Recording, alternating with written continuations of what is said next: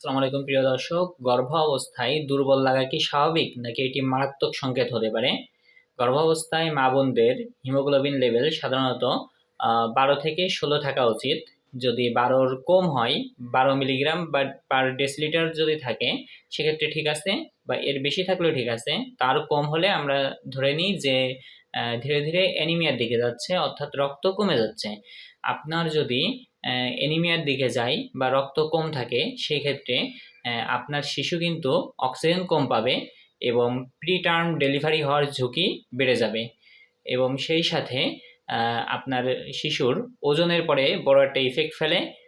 আপনার শিশুর ওজন কমে যেতে পারে, যেটাকে আমরা মেডিকেল টার্মে বলি LBW, অর্থাৎ low birth weight less than 2.5 KG.